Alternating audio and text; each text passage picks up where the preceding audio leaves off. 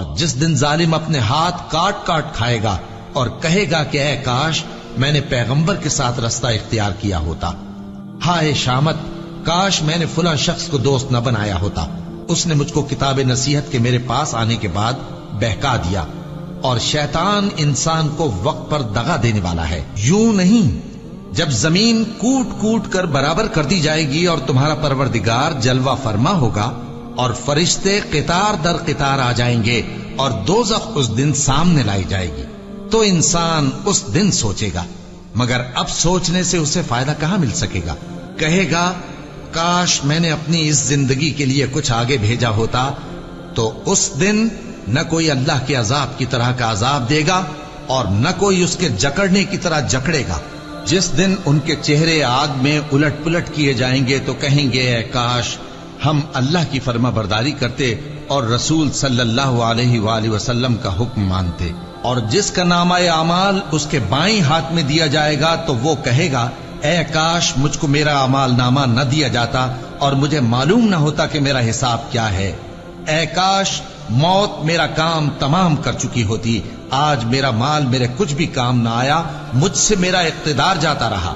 حکم ہوگا کہ اسے پکڑ لو، اب اسے طوق پہنا دو، پھر دوزخ کی آگ میں اسے جھونک دو، پھر زنجیر سے جس کی لمبائی 70 گز ہے جکڑ دو، اور ان سے دنیا کی زندگی کی مثال بھی بیان کر دو کہ وہ ایسی ہے جیسے پانی جسے ہم نے آسمان سے برسایا تو اس کے ساتھ زمین کی پیداوار مل کر نکلی، پھر وہ چورا چورا ہو گئی کہ ہوائیں اسے اڑاتی پھرتی ہیں، اور اللہ تو ہر چیز پر قدرت رکھتا ہے۔ مال اور بیٹے تو دنیا کی زندگی کی رونق و زینت ہیں، اور نیکیاں جو باقی رہنے والی ہیں وہ ثواب کے لحاظ سے تمہارے پروردگار کے ہاں بہت اچھی اور امید کے لحاظ سے بہت بہتر ہیں۔ اور جس دن ہم پہاڑوں کو چلائیں گے اور تم زمین کو صاف میدان دیکھو گے اور ان لوگوں کو ہم جمع کر لیں گے تو ان میں سے کسی کو بھی نہیں چھوڑیں گے، اور سب تمہارے پروردگار کے سامنے صف باندھ کر لائے جائیں گے، تو ہم ان سے کہیں گے کہ جس طرح ہم نے تم کو پہلی بار پیدا کیا تھا اسی طرح آج تم ہمارے سامنے آئے، لیکن تم نے تو یہ خیال کر رکھا تھا کہ ہم نے تمہارے لیے قیامت کا کوئی وقت مقرر ہی نہیں کیا، اور اعمال کی کتاب کھول کر رکھی جائے گی تو تم گناہگاروں کو دیکھو گے کہ جو کچھ اس میں لکھا ہوگا اس سے ڈر رہے ہوں گے، اور کہیں گے ہائے شامت یہ کیسی کتاب ہے کہ نہ چھوٹی بات کو چھوڑتی ہے نہ بڑی کو، کوئی بات بھی نہیں مگر اسے لکھ رکھا ہے، اور جو جو عمل کیے ہوں گے سب کو حاضر پائیں گے، اور تمہارا پروردگار کسی پر ظلم نہیں کرے گا۔ کاش تم ان کو اس وقت دیکھو جب یہ دوزخ کے کنارے کھڑے کیے جائیں گے اور کہیں گے کہ اے کاش ہم پھر دنیا میں لوٹا دیے جائیں تاکہ اپنے پروردگار کی آیتوں کی تکذیب نہ کریں اور مومن ہو جائیں۔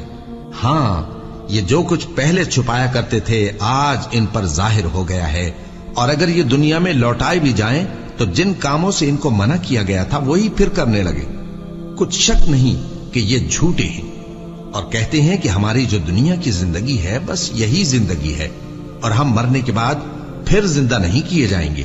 اور کاش تم ان کو اس وقت دیکھو جب یہ اپنے پروردگار کے سامنے کھڑے کیے جائیں گے، وہ فرمائے گا کیا یہ دوبارہ زندہ ہونا برحق نہیں؟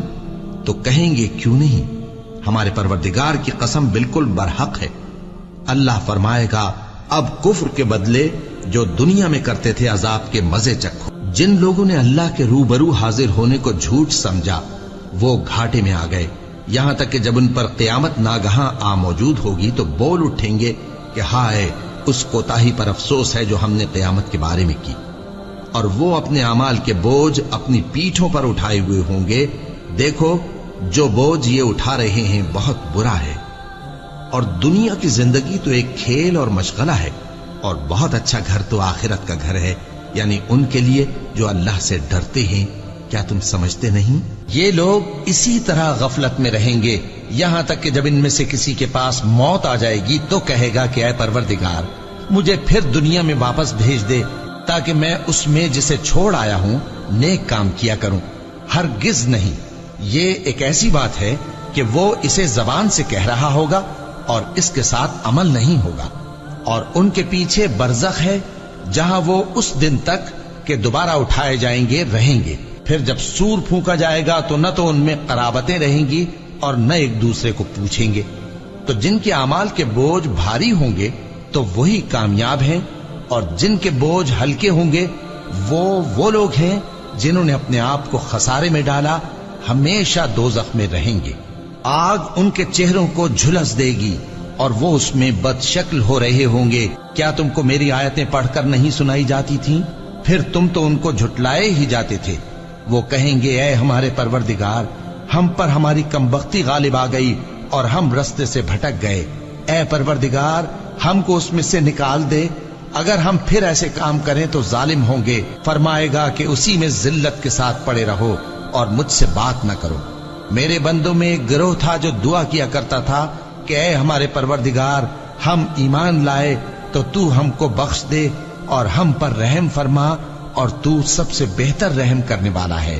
تو تم ان سے تمسخر کرتے رہے، یہاں تک کہ ان کے پیچھے میری یاد بھی بھول گئے، اور تم ہمیشہ ان سے ہنسی کیا کرتے تھے۔ آج میں نے ان کو ان کے صبر کا بدلہ دیا کہ وہی کامیاب ہو گئے۔ اللہ پوچھے گا کہ تم زمین میں کتنے برس رہے؟ وہ کہیں گے کہ ہم 1 روز یا 1 روز سے بھی کم رہے تھے۔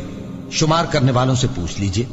اللہ فرمائے گا کہ وہاں تم بہت ہی کم رہے، کاش تم جانتے ہوتے۔ کیا تم یہ خیال کرتے ہو کہ ہم نے تم کو بے مقصد پیدا کیا ہے، اور یہ کہ تم ہماری طرف لوٹ کر نہیں آؤ گے؟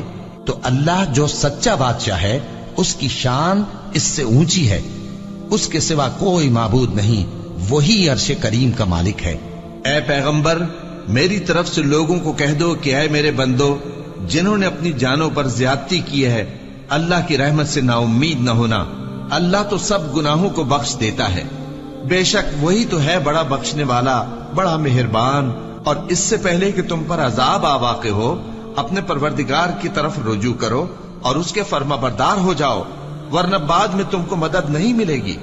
اور اس سے پہلے کہ تم پر ناگہاں عذاب آ جائے اور تم کو خبر بھی نہ ہو، اس نہایت اچھی کتاب کی جو تمہارے پروردگار کی طرف سے تمہاری جانب نازل ہوئی ہے پیروی کرو۔